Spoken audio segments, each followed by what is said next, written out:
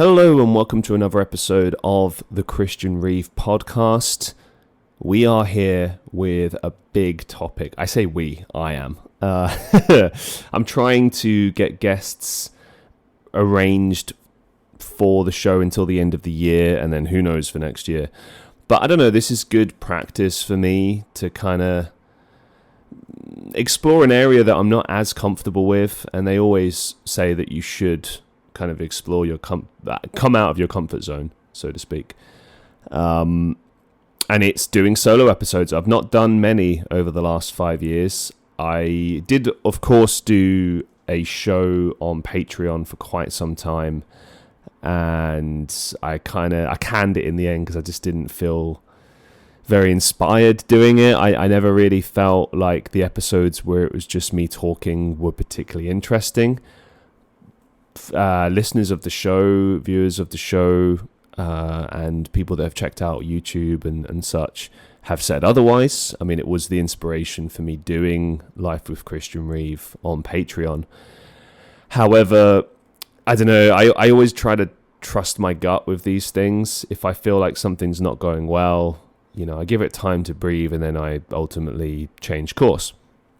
Now, with the podcast, in an effort to obviously continue the show and keep it going, it kind of forces my hand. If there's not a guest arranged for that particular week, I have to just think of something. And I don't know, it's not really the sort of thing where you can just turn on the camera and start talking. You have to plan. Or at least, I don't know, maybe some people can just do that and make it work. I have done in the past. I've winged it a little bit, but I don't feel that those shows can ever be as strong as a show where you've actually sat down and planned it and have something to bring to the table. It's like the equivalent of rocking up to a lecture, and the lecturer is just winging it, but he's losing the audience. Why is he losing the audience? Well, he's not planned, so he's prepared to fail. Sometimes you can get away with just jumping between topics and kind of just making that work, but for me, I've always felt it's best to at least have cliff notes. I call it the wrestling approach, being that some of the best promos in the business have often been people that don't completely go with this like a script, but they have cliff notes. They have an idea of what the promo should be. They've got a rough idea of the timing of it, because they've got a specific time slot. They've got to make it work. So if, let's say, the promo is to build up a pay-per-view match that is coming that week, they know that they need to build some intensity, they need to build some stakes, they need to build intrigue into the program, and therefore they might have like 3 to 5 minutes to do that, maybe even less time than that.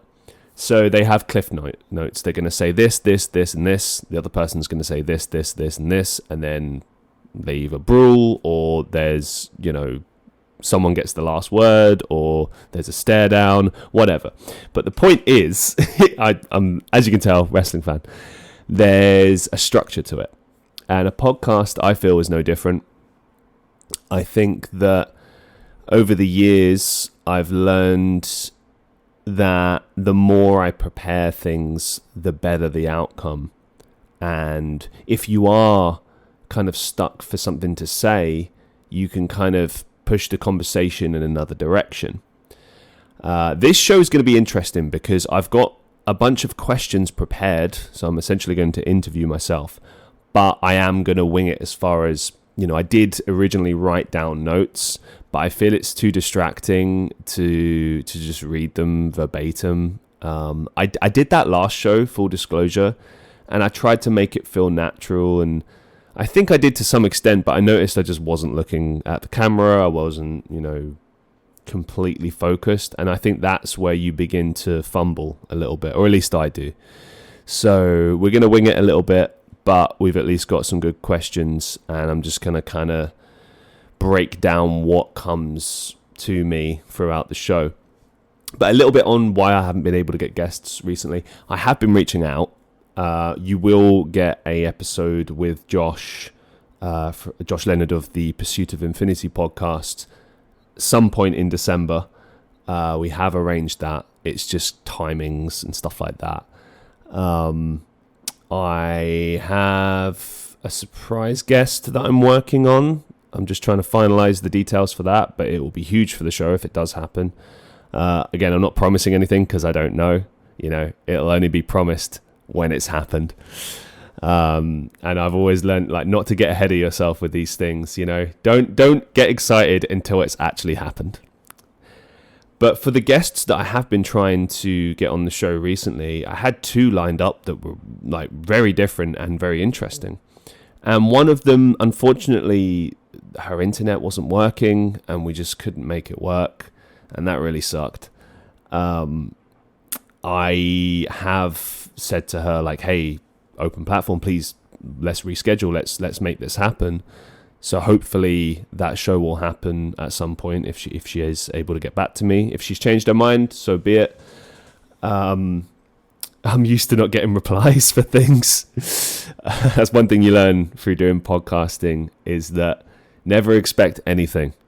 Even the basics like an email back. Don't expect that, because you never know how people are going to react. You expect everyone to react the same way, but they just won't. Which brings me on to the last topic before we get on to today's main event. Depending on like how things go, I don't normally bring up the behind the scenes unless I need to. The reality of podcasting and hosting a podcast on your own is that you're always looking for guests all the time. The search is never over. I've often done the show way in advance if I can. Lately, I've caught up, I used to have like 5 guests lined up. Now I've got no one. It's just how it goes sometimes. And it's weird though, after 5 years, 300 plus guests, it's very strange to be in this position. But as I said before, I think it's good practice to work on my ability to just do a show solo and see where we can go with that. I had this guest lined up. The stuff they had to bring to the table was interesting. It's not the first time I've explored something like that. But I had a lot of questions. I had a whole show planned, ready for them. Comes to the day of recording. Now, here's what happened, right? So I always email my guests hours and hours before, just to kind of see, maybe something's come up, maybe something's happened, you never know. Unless I know for sure my guest will probably show up. Like I typically will just kind of send a courtesy email a few hours ahead and just be like, hey, are you still available for today's show? Now, I get a lot of guests from the United States, so you have to work out the timings. The good one is on the East Coast, because I think there's a smaller gap. It's usually about 4 or 5 hours. So like if it's morning time, say there, or midday, it'll only be about like 3 or 4 in the afternoon here in the UK. So it's not too bad. However, sometimes you'll get like one where they're on Pacific time, so they're on the West Coast, and the time difference doesn't favor you. So it'll be like midday for them, but it'll be like nighttime for me. So I'd arranged to do this show nighttime around 7 p.m, which, I don't know, maybe this person didn't appreciate that sacrifice, but like I sacrifice a lot when I do this show. Like I don't receive any money to do this show. I do extensive research on my guests. I prepare a full show. I put aside time. I spend 2 hours of my life potentially talking to the person, and then I spend the rest of the time editing, promoting it, doing it all myself. These are all things you have to do when you have a podcast. Some people are lucky enough to have a team, resources, all these different things. I don't have these luxuries. It's just me. I'm not looking for sympathy or pity or whatever. I'm just saying that, I don't know, for future reference, anyone that ever comes on the show, if you think this is easy, if you think it's just a walk in the park, you're wrong. It's a lot of effort. And there are people out there that just, flip on a camera and put their microphone in front of them and start talking and call it a show. I don't think that's a show. I think a show should have structure and be a show, like, a television show or a radio show or whatever. It should be structured. It should be something that people can follow. They know like the rough segments. Like take today as an example. I've not officially called it an intro, but I guess this could be the intro. Every time I start a podcast, if I haven't got a guest on, you can typically expect me to talk a little bit about, I don't know, some stuff that's gone on, something relevant, maybe it's something that's irrelevant. And, just it's a bit of talking, Obviously, we're going to get into the main event, but it's just a little bit of a here's what's going on situation. So with this guest, I'd given them a 3-hour email. Why did I say it like that? A 3-hour email. Yes, it was a 3-hour email.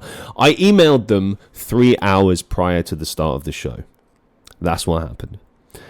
And no response. And I was like, fair enough, maybe they're busy. Then I email an hour before the show's about to start. No response. Now, typically when that happens, I'm anticipating a no-show. No-shows happen a lot in podcasting. It's just one of those things. I can't tell you how many people over the years have no-showed. I think it's somewhere in the region of like 20 or 30 people over the last 5 years.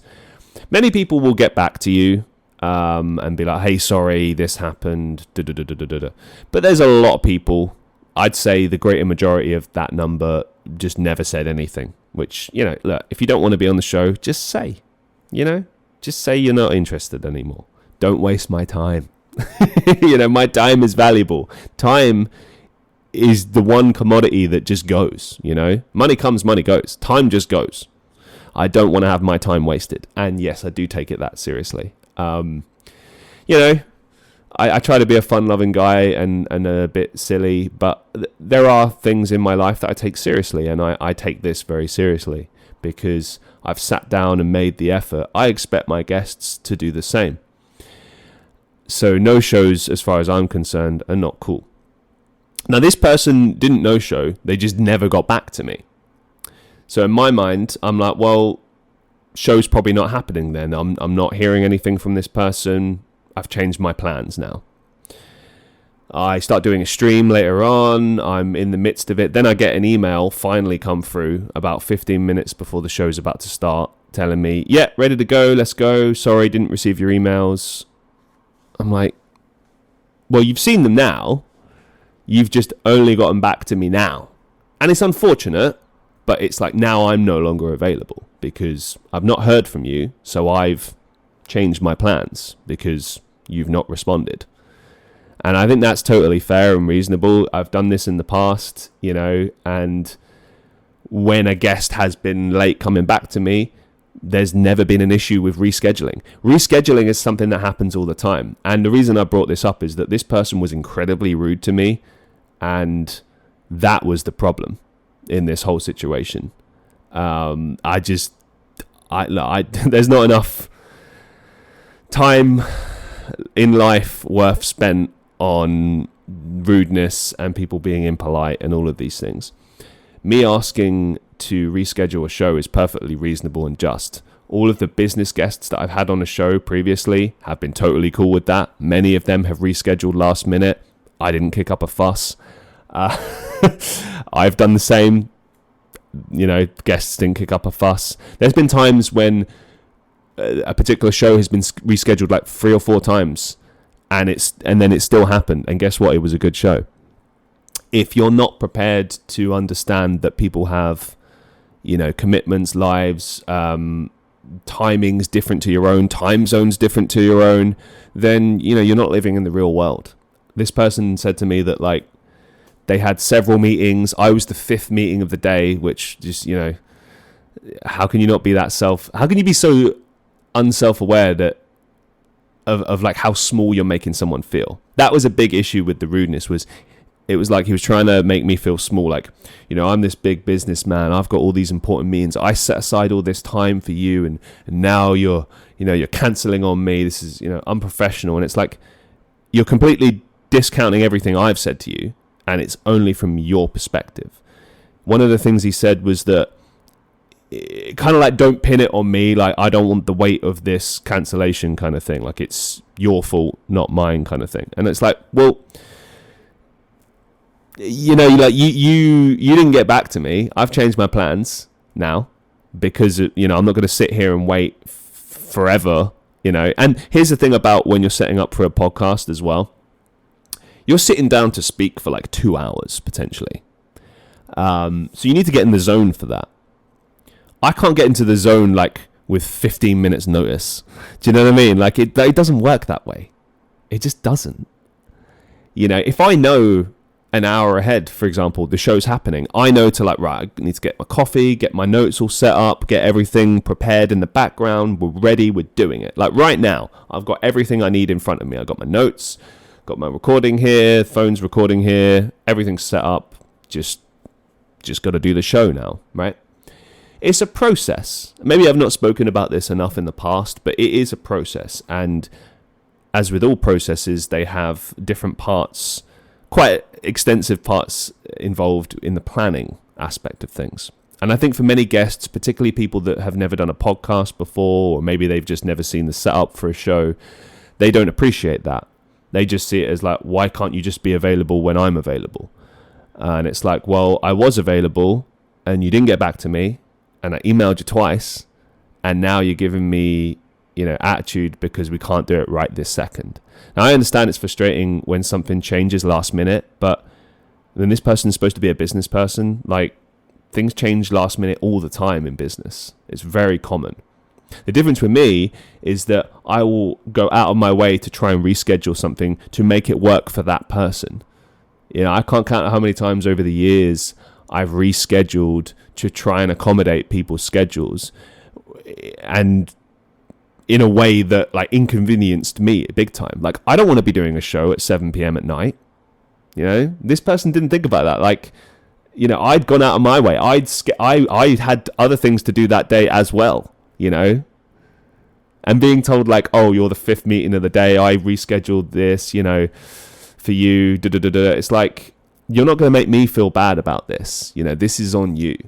This is your unwillingness to reschedule and be reasonable about how things change. And also the fact that you didn't get back to me. So anyway, they reacted badly. They're like, yeah, we're never going to be on the show. And I'm like, it's really not a big loss for me, to be honest. I mean, if anything, that kind of gave me an idea of what the show would have been like. I mean, if that's the kind of attitude and the response, it's like, I don't want to promote your brand and you and give you a platform if that's how you're going to be, you know. Have a look at all the people that have appeared on the show, business guests, very professional, all compose themselves very professionally, and we had no issues at all. So there you go. It's not often that I have an issue on the show. There's been a few over the years. I've always tried to sort of protect my audience from that as much as possible, but you know, this was one that just kind of irked me, because it's like, I don't feel that much appreciation goes into like podcasting in general and just how much is involved in the process. I think it gets overlooked a lot. Like, the problem, I think, really, is that the bad podcasts out there have given podcasting a bad name.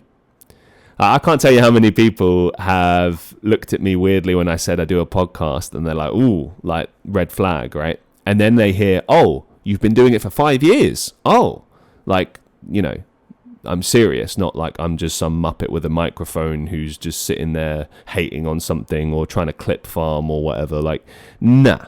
Like, yeah, I release clips, but the show comes first. Everything else comes second. That's how it should be. That's how a show it should always be. Like, ideally, you're listening to this in the car, or you're listening to this on the way to work, or, you know, you've got it on in the background while you're cooking. I don't know, but it's a long form show. It always will be. And the beauty of long form shows is you can put them on and come back to them and whatever. And that's the beauty of structure as well. With a show like this, maybe you just needed to kill like 20 minutes and you've successfully done that. And you might not even hear me talk about customer service now, but it doesn't matter, because those 20 minutes were all you needed while you were chopping vegetables. And now you'll move on to eating. Well, no, you got to cook first, but you know what I'm saying anyway. But enough of this silliness. That's why there's not been guests a lot lately. I am reaching out to people. I am trying. But I guess my message to the audience is that I hope that you're still enjoying the show regardless. I hope that you enjoyed the previous show. I hope that you enjoy this show. I need your help, though. If there's anything in particular that you would like to hear me speak about, any topics, any questions, anything at all, please send it in. Either in the comments on, say, YouTube. I think you can do comments on like Spotify now. Wherever you might be listening to this show. Obviously, there's the Discord as well. Links are on my website for that, christianreeve.com/links. Just like anything you might have, anything you want to hear, let me know. It really helps, because if I know what my audience is kind of more into, I can kind of try to cater for that, you know, rather than just throw out what I think people might want to hear and what I think might be interesting, which, you know, what I think might be interesting might be boring to other people. I don't know. Anyway, today's topic, customer service. I've spoken about customer service over the years. I did a few shows on Patreon. I've obviously spoken about it extensively on live streams. Most of it has been me complaining, not going to lie. But, you know, it's not a career or a job that I ever chose. It's something I kind of fell into both times that I did it. And it just pays the bills, but it's not my career. It's just what I have to do to get the flexibility that I need in my life to pursue music, acting, podcasting, and the like. My goal, for those who don't know, is to just make money from creative endeavors and to live that way. And hopefully one day never ever have to do another customer service job again. But you know what is interesting is that anything in life, if you really look at it, is always going to have some value. And here's the reality. I was talking to someone at work the other day about this, because I was comparing when I had office jobs versus customer service. So like, for those who don't know, I have a degree in marketing. I worked in marketing for years. I also did a bit of sales and recruitment. So I've kind of seen all the different styles of jobs you can have. Like, I've worked freelance, I've worked as a subcontractor, I've worked obviously directly for companies, I've done like just only article writing, which comes under the freelance bracket. I've, of course, in customer service, I've done everything from monthly pay, bi-monthly pay, casual contracts, part-time contracts. Never did full-time. Luckily, never fell into that trap. But I've always had a variation on a part-time or a casual contract as it pertains to customer service. Actually, I tell a lie. My very first job officially with a contract when I was 18 was a full-time contract in a supermarket. And I'd never make that mistake again. That job did teach me a lot about life at an early age. Mostly about being able to say no to things. But yeah, I figured this out recently. I have 11 years combined customer service experience. The first couple of jobs I had in customer service were in supermarket retail, clothing retail, and then like hotel work. And then I graduated from my degree, and then I didn't work in customer service again for like at least 4 or 5 years, I think. And then about 2 years ago, I started doing customer service stuff again. And look, let's talk about the positives before I go into any negatives. The positives are that in an office job, you won't get this level of flexibility. You just won't. If you need like a Wednesday off, a Tuesday off, a Monday off, you need a bunch of days off. You're not going to get that. You're not going to be able to talk to your manager and be like, hey, can I get this time off? Unless you've just got the world's best manager. Most places will be like, you need to book holiday, or, you know, you need to book leave or something like that, and it can be refused, and you're monitored and tracked, and you're trapped. You're really trapped in many ways. And I know not every employer is like this, but in my experience over the years in different companies around the world, it's all just kind of throwing the book at you when you ask for anything. But if they need things from you, nothing is out of the way, nothing is unreasonable to ask of you. Whereas in customer service, the good, the bad jobs, whatever, everything in between, there's always been flexibility. It's very rare that I've had a manager turn around to me and be like, I can't accommodate that. And these days, I just, if I come across a job like that, I leave. I've got a good enough CV now, a varied CV where I have the capacity to do that, and I'm not afraid to do that. It is a pain in the ass. You should ideally always have work on the go. But if something is that bad, you shouldn't subject yourself to it. There's only so much a person can take or should be taking. Life should not be suffering and punishment, for the sake of the almighty dollar. But that being said, customer service is a lot about enduring, and whether it be supermarkets, clothing stores, hotels, bars, I've done it all, and there's a lot of similarities between all of those jobs, and we'll get into a lot of that today.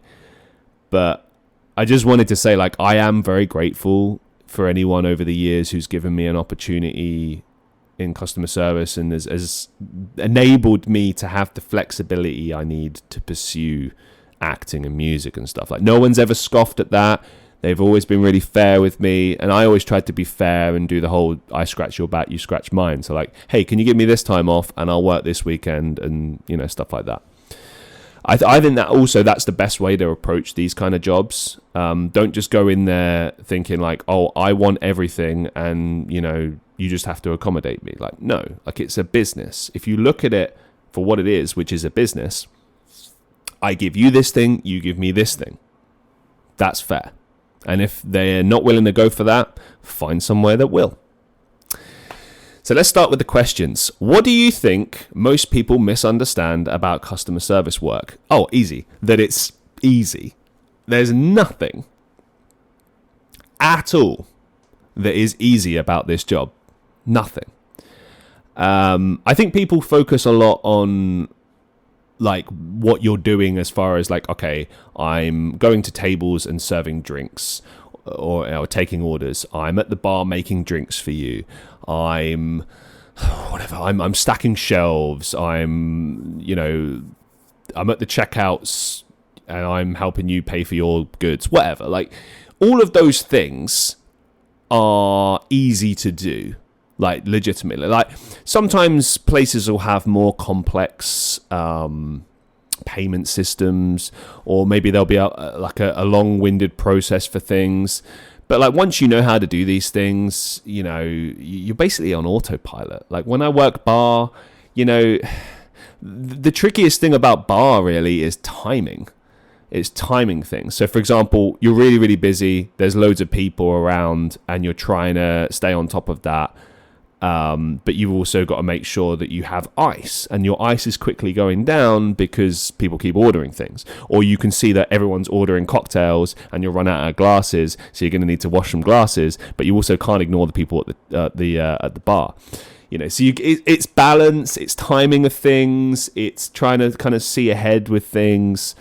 And that, I think, is where the difficulty comes from customer service, is the balance of things. You might see servers in a restaurant walking around and think, oh, that's easy. Oh, I just walk up to tables and I serve.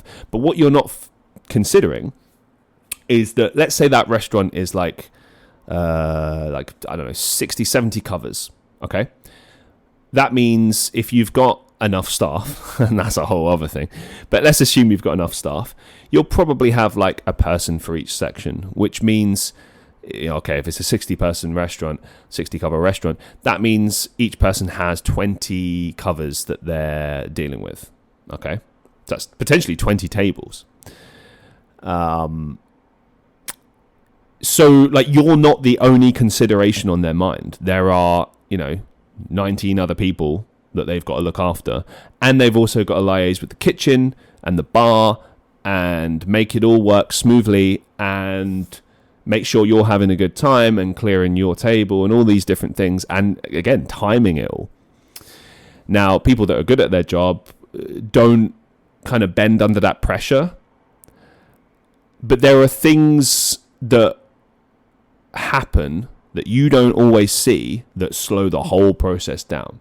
So, for example, if you get a customer that's very difficult, that is just deliberately being difficult, we've all seen them, you know, the Karens of the world.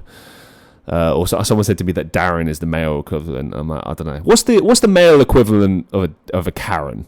Throw that in the comments down below, or send me a message. Let me know what's the male version of a Karen. These people slow everything down.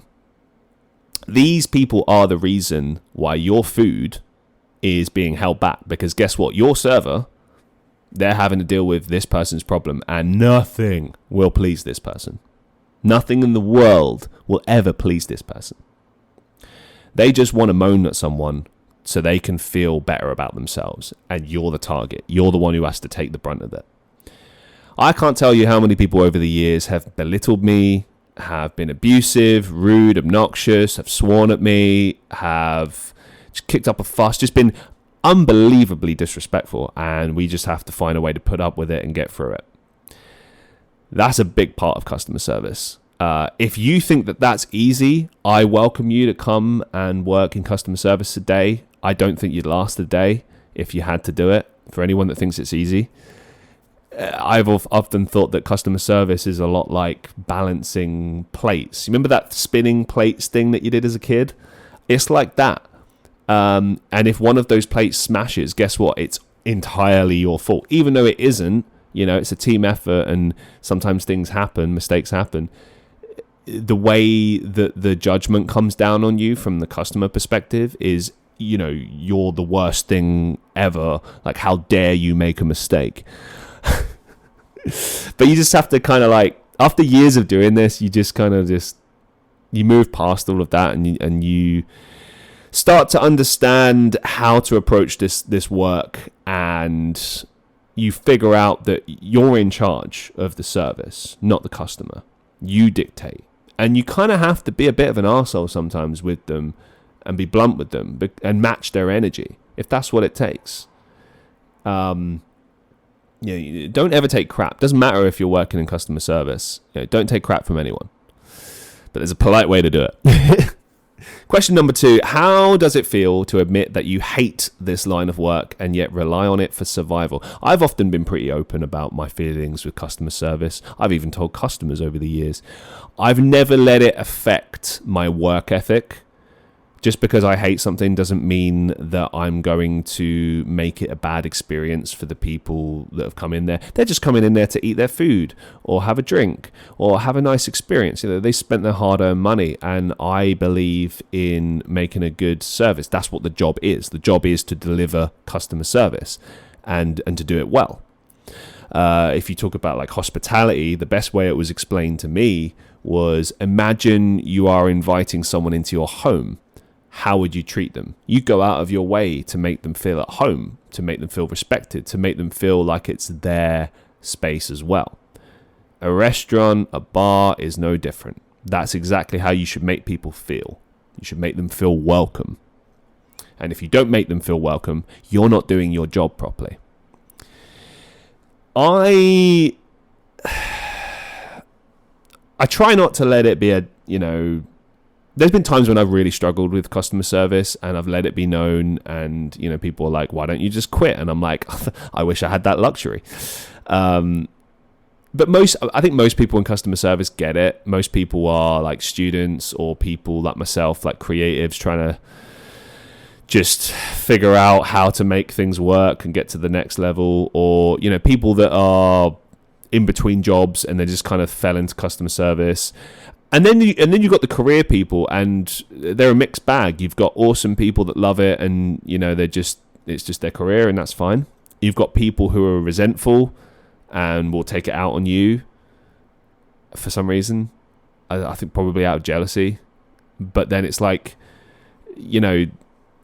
everything in life is a choice. Like even when you feel trapped, like you can still make an effort to get out of the situation you're in. Like look at me now, like I'm working this evening and I'm doing a podcast right now, and after this I'll do auditions. Like make use of your free time, any and all time. When I hear people say they don't have any time, that's a lie. Like unless you're a full-time carer for someone and you're working, or you've got disabilities that prevent you from doing things, or like some big thing, major thing in your life that's actively taking your time.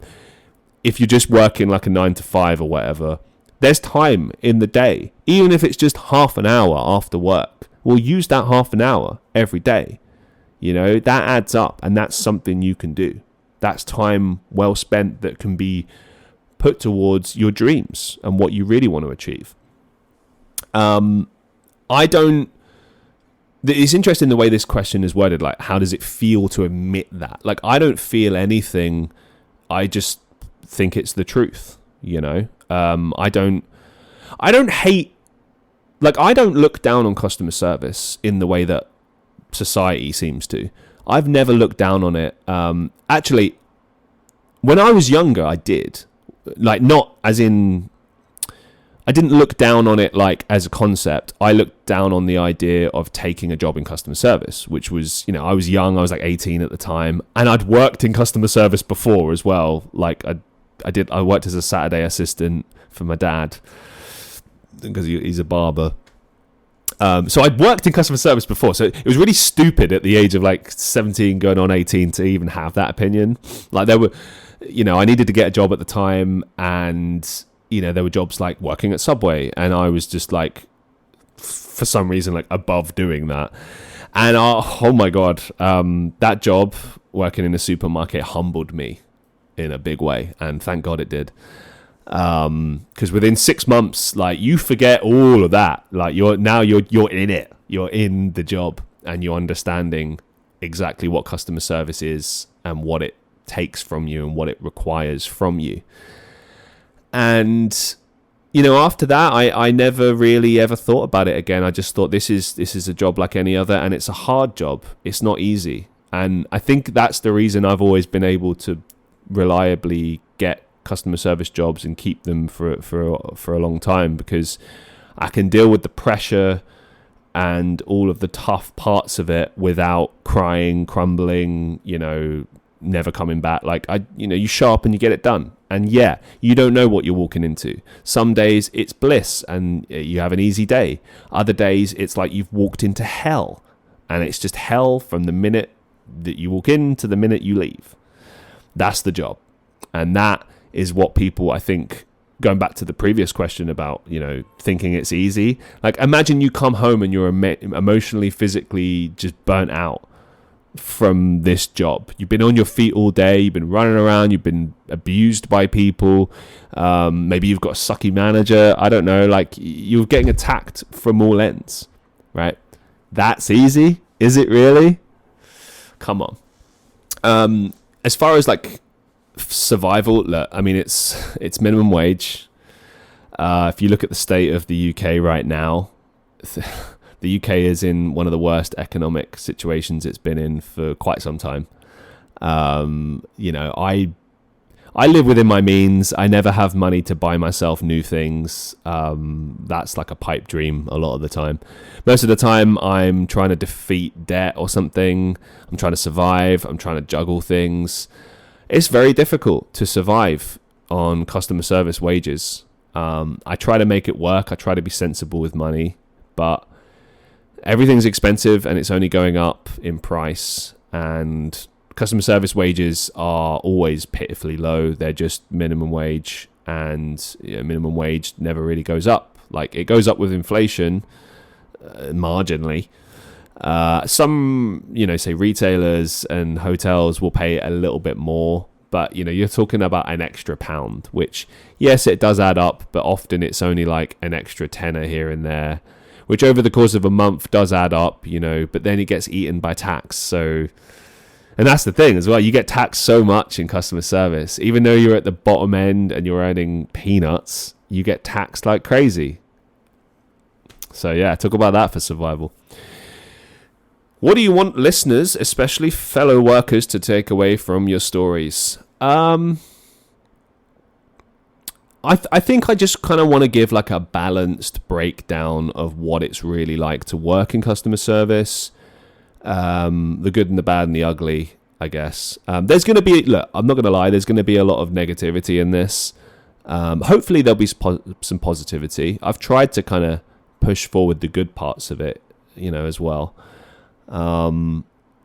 But yeah, I think that I want listeners to just gain an understanding. If you've never worked in customer service, maybe this will be a good eye-opening experience for you. For fellow workers, I guess it's that feeling of relatability. There'll be people listening to this, watching this, going, "Oh yeah, no, that's my life," or that was my life. And I guess I just want to say, like, you're not alone, and to hang in there. It can get better. So, yeah. What's the hardest part about working in customer service? I think that really depends. I mean, in my experience, people make the place.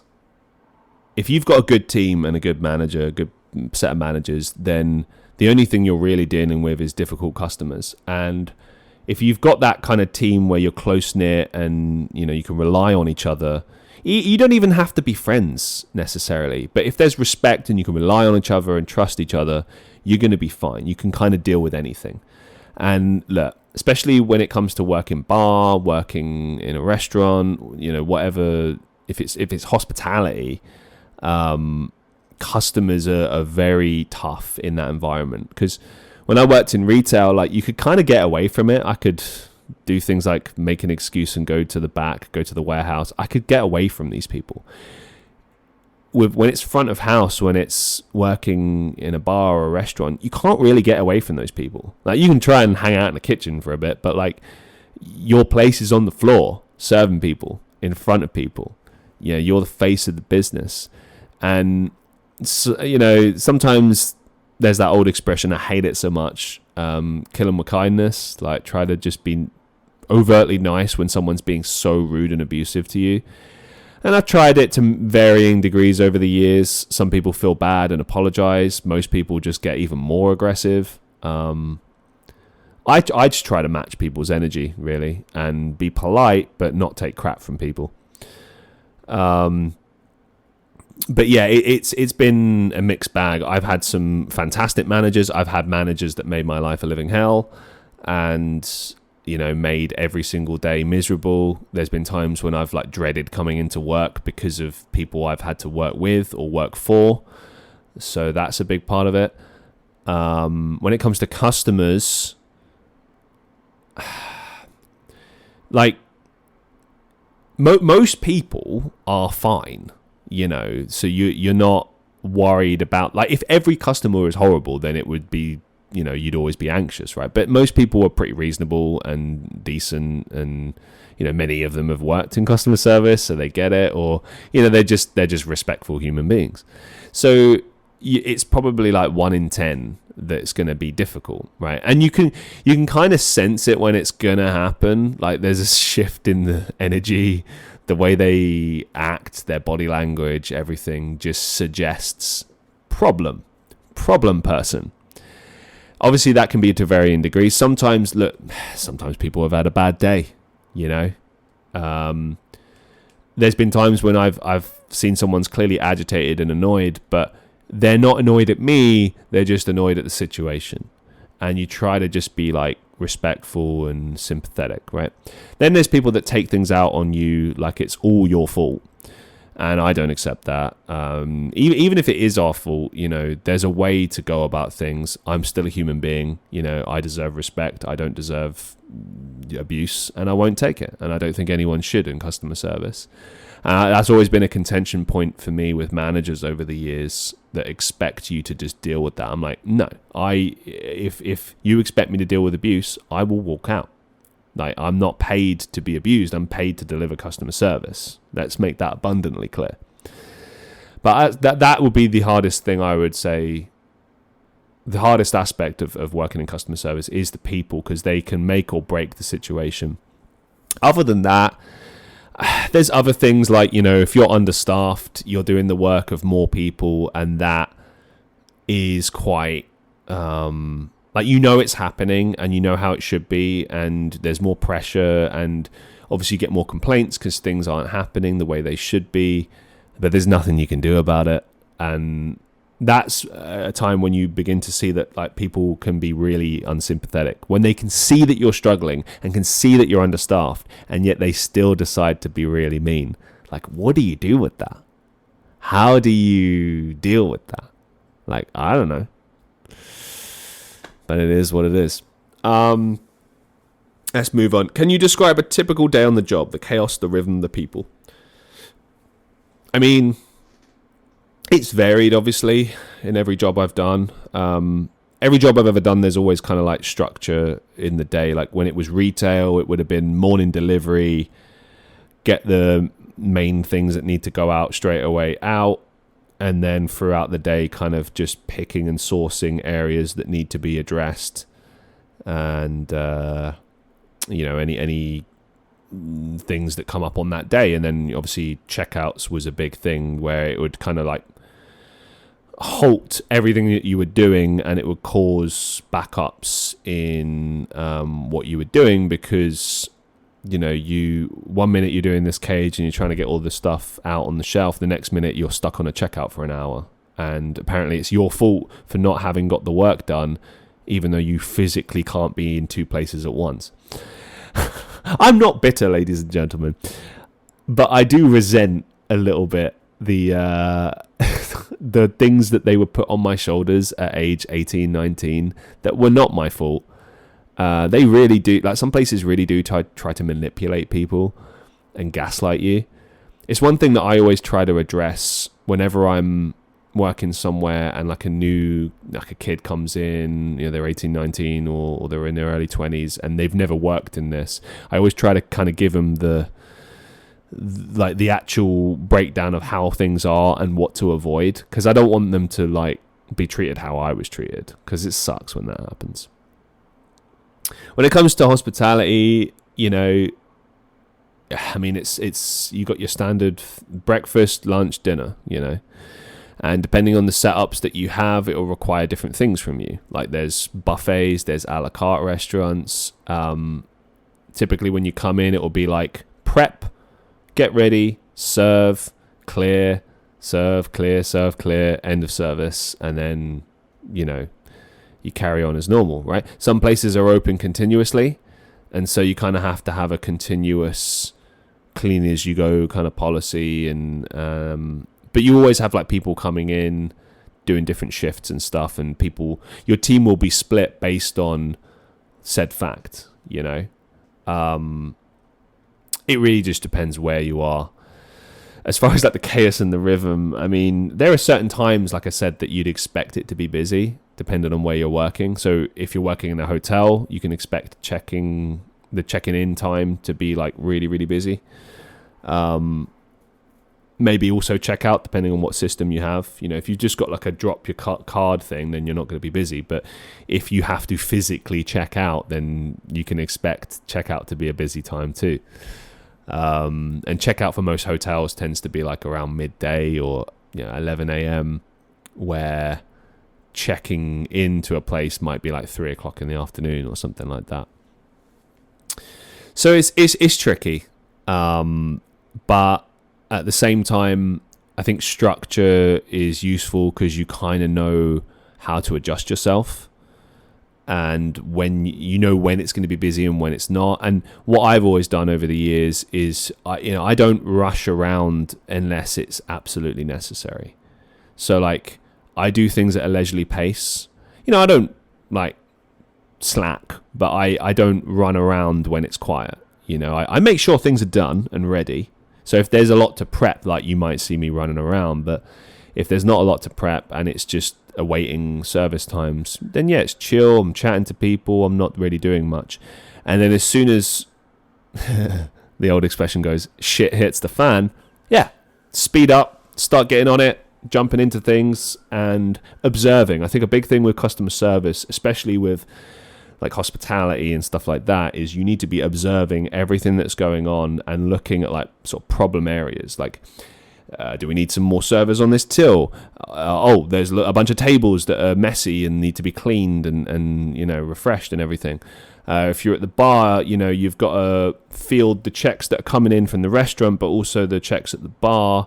Any customers that are waiting there, maybe they need drinks, food, maybe they need some assistance. It's a juggling act, is what it is, and you need to be engaged and focused and on it. And that, I think, maybe is one of the toughest parts of it. Like, that takes a lot of energy, to just have the energy to just be like fixed in and focused and not make mistakes. It's hard.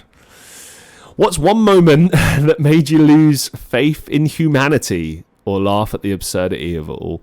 If I had £1 coin for every time that something like that has happened, I'd be a millionaire.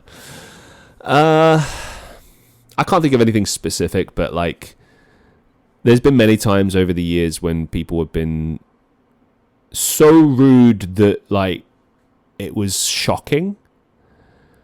As far as like lose faith in humanity, I mean, I remember Christmas time was interesting, because I remember like when I worked in a supermarket, Christmas time was supposed to be this like happy time, right? Like, people were getting their food for Christmas, presents, yay. But people could not have been ruder if they tried. Like, it was actually worse at Christmas. So I dreaded that time of year. And I think one of the craziest ones I can think of off the top of my head was just surreal, really. There was a guy that came in one day and he like lost his umbrella or something. And I recognized him because he was a guy that had screamed at me about, like, what was it? Change or something. Like, look, I've never been good at maths. I suck at maths, right? So I'm a bit slower when it comes to counting. Right? I can count, but this was like before the days when the till would tell you specifically what change to give. So, forgive me for not being a maths wizard. And he gave me more money than I needed. And I said that, and he was like, yes, of course. Are you an idiot or something? I want my change back. That's why I gave you that. And I was like, oh. And another reason why I hesitated is because in retail, there were scams and people that would go around and deliberately, like, because we were told not to give cash back. That was a big thing we were told not to do. You'll see a lot of supermarkets do, but some don't. And it's because there is this like running scam, and I can't remember exactly how it works, but it's like something to do with the flow of money, and you can get caught out where they end up getting more money than they should, because they keep asking for like cash back or something. I can't remember exactly how it works, but I was wary of that. Okay. So he'd like screamed in my face like I was a piece of shit on the floor for that. And he came in like 2 weeks later, and he'd lost his umbrella apparently, and that was, of course, the end of the world. Very, very important moment in his life that demanded that everyone stop what they were doing because this man has lost his umbrella. So apparently he'd put it to a side or something, and he'd asked, hey, has it been given in? And I said, I'll find out for you. And at the time, it was very busy. It was Christmas time. So, I didn't really have time to go around on a fucking Easter egg hunt trying to find his umbrella. But at the same time, it's customer service. This customer has asked for something. And despite him being rude, in that moment, he wasn't being rude. So I tried to help him. I looked everywhere downstairs. I looked everywhere upstairs. I asked several managers if it had been handed in. I did everything I could do. This umbrella was not there. So I came back to him to give him the bad news. And of course, he flipped at that. He was like abusive and just shouting and screaming at me. And he was like, I want to speak to a manager.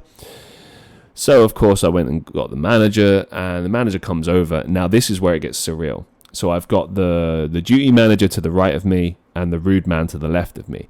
Now, I'm standing there in case I need to, I don't know, tell the manager what's happened. Like, I gave her a cliff notes, but maybe she needs more information from me. Maybe I might be asked to do something in response to this in just a moment. Like, I don't know. I'm there in the moment in case I'm needed. The guy turns and looks at me and goes, "This is a private conversation." And I was just stunned by the level of rudeness, and I turned and looked at the duty manager, and she didn't smirk exactly, but she kind of gave that look like, yeah, I know this guy's an asshole. And she just said to me politely, like, "Oh, I'll catch up with you in a bit, Christian." And we did in the end, and it was sorted. But yeah, he was an asshole. And if you consider the fact that, like, this would have been a guy in his mid-40s screaming at like a 19-year-old kid, I think it does kind of put it into perspective, especially when said kid was just trying to help him out. You know, I wasn't like some scrawny kid who just didn't care. Like, I was trying to help, and he was so rude. And it's interesting, like, how things stay with you. I mean, look, I'm 32 now, and I remember that as clear as day. I can remember so many things over the years of people being unreasonable. Like, one, for example, that stands out to me is when I was working, when I was at uni, I worked at this 4-star hotel, and we had like this beautiful site that was overlooking like a river. So we had like outdoor seating, and it was really, really nice in summer. And people would obviously sit outside and not really sit inside, because it was like almost like a greenhouse in the sunshine. Like, if you were in that part, you'd be like boiling, so you wouldn't want to be there. Anyway, these people sat down on like a sofa. There was no tables available for them, and they were like, "Oh, can you not just find some?" And I'm like, "No, like, we have a set seating plan. We've added more tables from another restaurant. This is all we have." Like, obviously everyone wants to sit outside. It's a sunny day. And I'm not being funny, but when you're walking past a place and it's clearly completely packed, what would you normally do? You'd normally, like, keep walking, right? Like, I understand it's annoying, but, like, look, you're not the only person who's had the idea on a sunny day, like, "Oh, maybe let's go sit at somewhere nice and have some drinks." Like, you're not the only person that's had that idea. So expect it to be really busy. Now, I understand if you've got like a specific booking, or, you know, if you really wanted to go to this particular place, I get it. I understand. But you also have to use your eyes and be reasonable and understand that you might have to wait for a minute, or maybe half an hour, or maybe longer, because maybe those people that sat outside in the nice sunshine are not going to move because they're enjoying themselves and they've been there longer than you, and they have no intention of leaving. So in addition to that, I said, like, I'll do my best to try and find them some seats. But also I was serving, I don't know, like 50, 60 odd tables along with one other colleague. So it's not my only priority. It's on a list of priorities, right? This couple sits down inside waiting to be seated. And in that time, other tables get seated. Okay, I might have even seated a table myself. I can't remember. But we're serving food. We're serving endless drinks. I'm making drinks myself because I'm a trained barista and bartender. So you'd often end up kind of doing all these different things. Sometimes I even prepped food myself. Like, there was a lot of things that you ended up doing as part of the job. Point is, I was always really, really busy doing things, and basically, they pulled me aside at one point and had a go at me and said, "Oh, other people have been seated before us. You said you were going to get us this." And I was like, "Listen," and I tried to be really polite to them. I was like, "It's a really busy day. I tried to explain that it's kind of first come, first serve. Like, if you see a table and it's free, like, take it." Like, they just wanted me to, like, basically stop everything and just wait until, you know, people have left, and then, you know, go out of my way to, like, make sure that they get seated. And it's like, I don't have the time or the resources to do that. I will, of course, like, if I see an opportunity and I can seat them, like, great, I'm going to do that. But, like, the world doesn't revolve around you. And that's the problem with a lot of customers that are rude and obnoxious, is they think the entire fucking world revolves around them, and they get annoyed when you won't treat them as such. And it's like, grow the fuck up. Grow the fuck up. The world does not revolve around you. Be reasonable, you know. most people that you see working in customer service will go out of their way to try and accommodate you and be there for you. Now, the other side is also equally unacceptable. If you see a place and like the staff don't care and they just don't care about you and they're ignoring you, absolutely admonish them, destroy that place in the reviews, absolutely, because that's unacceptable as well.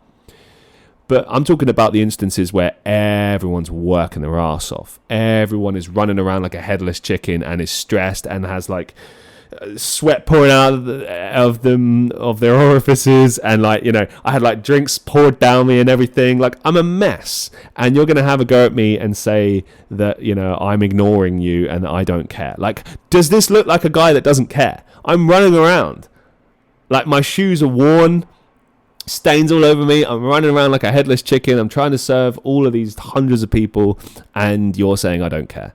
Well, fuck you. Is my response to everyone who's ever said that. Fuck you.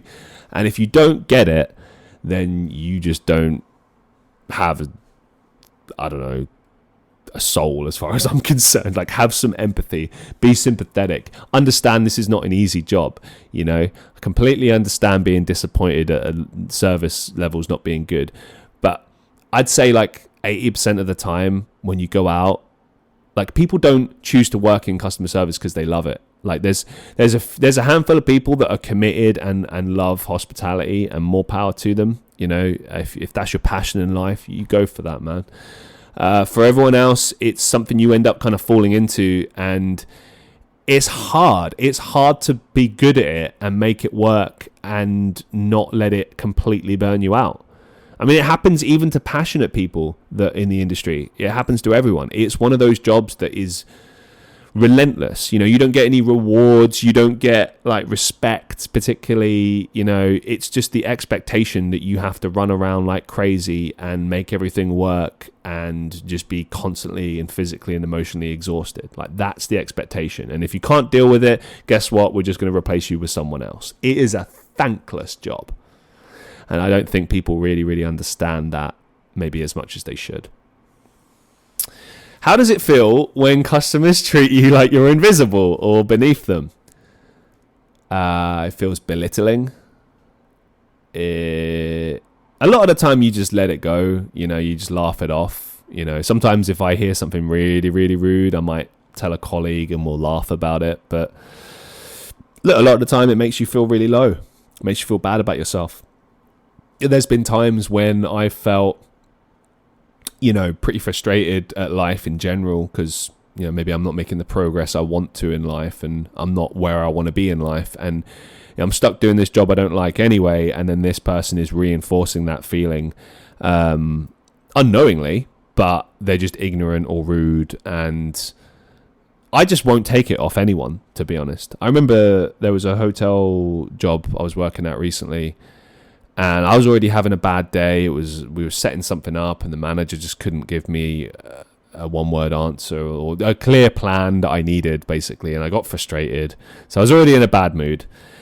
And this organizer had come early. Like, normally, if they come early for an event, they'll maybe drop some things off the previous night, maybe set up a few things, have a little look, and then leave. These people decided to do all of that, plus also have their AV people trying to set up the room while we're trying to set it up, which means we can't fully set it up because they're in the way. And we also had to serve all of them food outside of the room and then pat that down and reset it again for the next day. And it was only like 30 or 40 odd people, but it was still, you know, something we had to do in addition to everything else we were doing.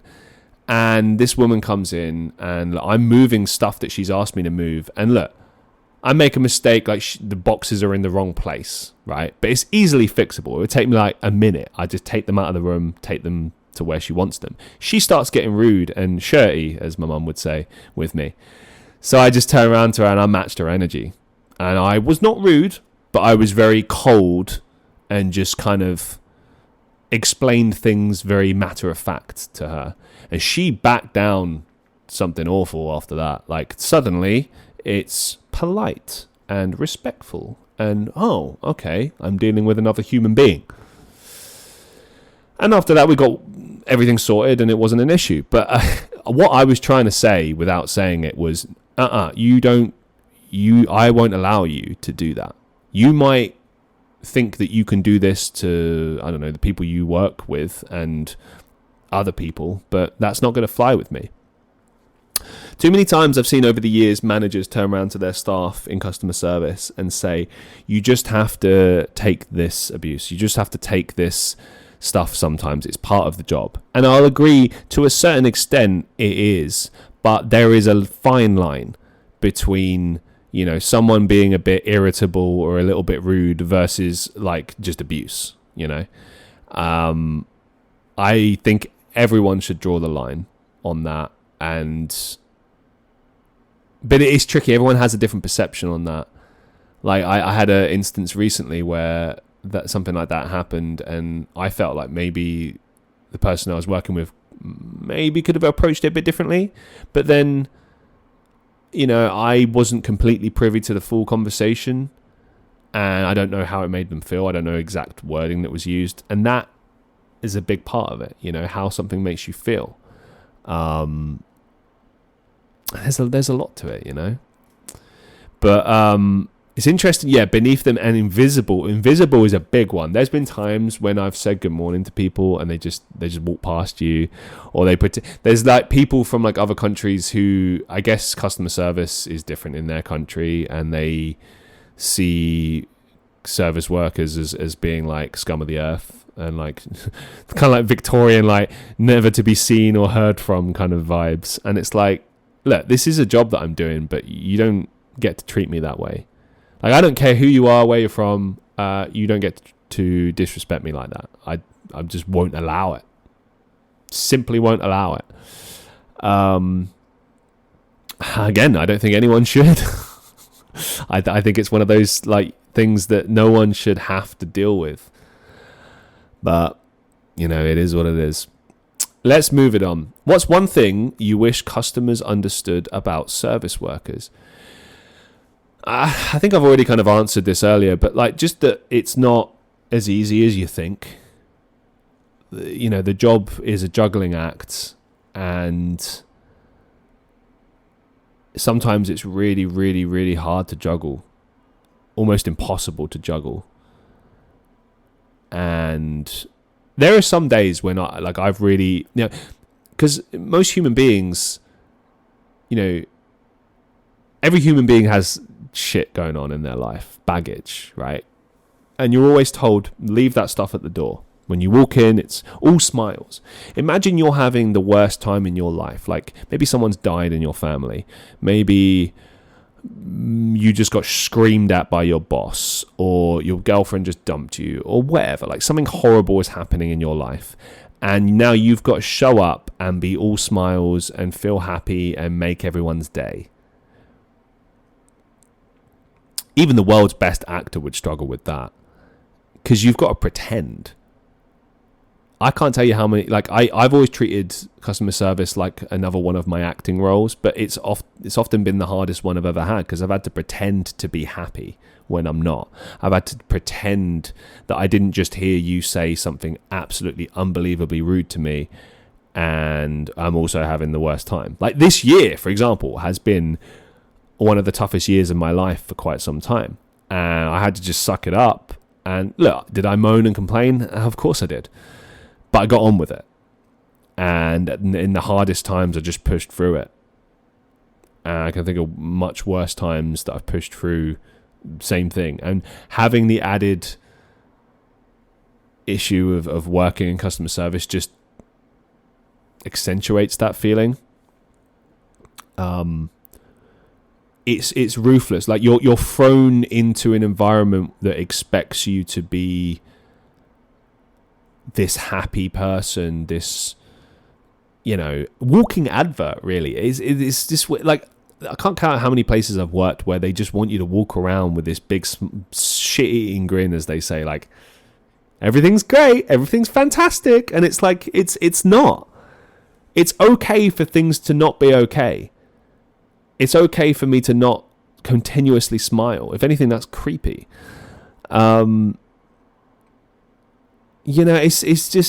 It's so forced and it's so fake, and I hate it. It's cool if it's genuine, if you've got people that just genuinely happy to be working there and are proud to be working there. But like, I think ultimately things are better when they're natural. Like when I think about over the years, certain ways people have told me how to approach customer service conversations, and I've not felt that it was natural. I just didn't use that style. I used my style and would slip in the things that they want, the upselling of things or the talking about offers and stuff. But I try to frame it in a way that made sense within this person's life. Like they've just told me that they're just popping in, they're on their way, they've got a bit of time to kill before they grab the train. I'm like, whoa, do you want to have a quick lunch? Like, we've got this menu, we've got, this is, how long you got? Just under an hour? Okay, so not something big, something kind of mid-sized. Like you break it down and you show that you care by trying to match what they're looking for. Maybe even insert an idea that they weren't even thinking about. Maybe that person just came in to just grab a quick coffee, and now you're selling them something, but you're not pushing it. You're just trying to insert the idea and almost make it seem like it's their idea, planting seeds, so to speak. Like a lot of customer service and hospitality especially is about trying to almost like get ahead of people's needs, like anticipate people's needs and then, fulfill them. And some of the best servers out there I've seen, or the best, workers in customer service will achieve that by noticing what the person is lacking or noticing just like things they might need. And like I said, trying to anticipate that. And I think that's a big part of the job that gets overlooked. Same as using your intuition. I can't count how many times I didn't have a manager around and I just had to wing it on my own and just figure out and make the best decision in the moment that was logical, that represented the business and the brand in the right way. And, sometimes you take shit for it. Sometimes you made the wrong decision and you just have to take it. But I think as long as your intentions are clear, a lot of the time that's okay.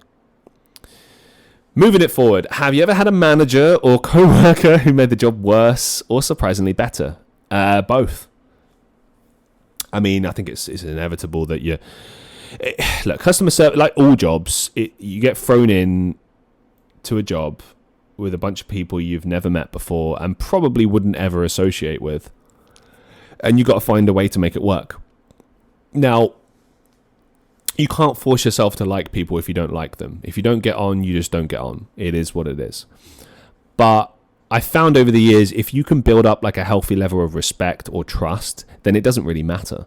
Yeah, you might not be hanging out in the break room or, hanging out at the weekends together, but it doesn't matter as long as you know that you can rely on that person when shit hits the fan, when things get tough. Do I know I can trust you with this? Do I know that I can rely on you with this? Like, it's really important. Now, of course, I've explained before, there's been managers who've made my life a living hell. I would even go as far as saying bullying in some cases, especially when I was younger. As I've gotten older, I am privy to all of that. I can anticipate all of that and I don't accept it. And if I feel like that's happening, I'll just leave. I'll just quit the job. Fuck it. I'll find a job where they won't treat me like that. Co-workers, yeah, I mean, it's a tricky one. You're always going to have your favorites and then your people that you don't like as much. I think it depends with how things get dealt with, particularly from the management perspective. Like, in a good place, everyone should feel at least comfortable and, even if they don't maybe like people or they're not comfortable around people in the like social aspect, they should at least feel comfortable when they walk in and not like dread their presence. And I've always tried to kind of make sure that everyone around me feels comfortable. Even if they don't like me, that's fine. As long as they feel like comfortable, like that's the main thing. That's the important thing.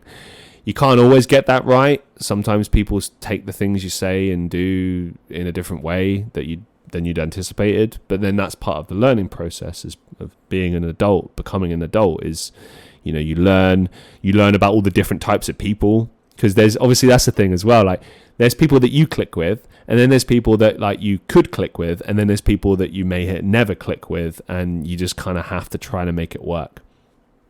I think a big thing with customer service, as far as like making it work with people is that you're working with, is building up that level of relatability, paying attention to how each other are getting treated, for instance, and remarking on that. There's been times I've pulled someone aside when someone's been rude to them, and I've been like, oh Jesus, they were so rude, and like it just makes them feel seen, because in that moment they probably felt very shit about it, and now it's just like, oh, you laugh it off. It's like, screw this, right? Like, I always liken it a bit to like being in the trenches together, like, you know, and that ultimately is where the kind of respect thing comes into play as well. I think if you've worked in this kind of work before, or it's your first time and you've managed to successfully do it without having a mental breakdown, people respect you, and people like the fact that they can work with you and rely on you and just get through this thing that we all have to get through. And then there's just people you get on with, people that are fun, people that you enjoy hanging out with at work, and you almost, sometimes if it's that good, you almost forget that you're at work, and that's kind of the best.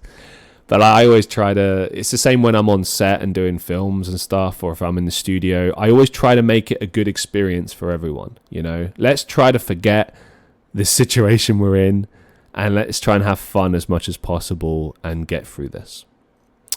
I hope that it wasn't too difficult to get through this show. I hope that you enjoyed it. I'm going to do follow-ups, so expect more episodes on customer service coming soon. If you have any questions, please send them in. This is part 1. There'll be more. Send them in. I thought this was fun. I think I got a lot out of a little. And there's so many more questions that I've not even delved into. There's so many. Oh my God. Thank you so much for watching and listening. And until next time, I'll see you in the next one.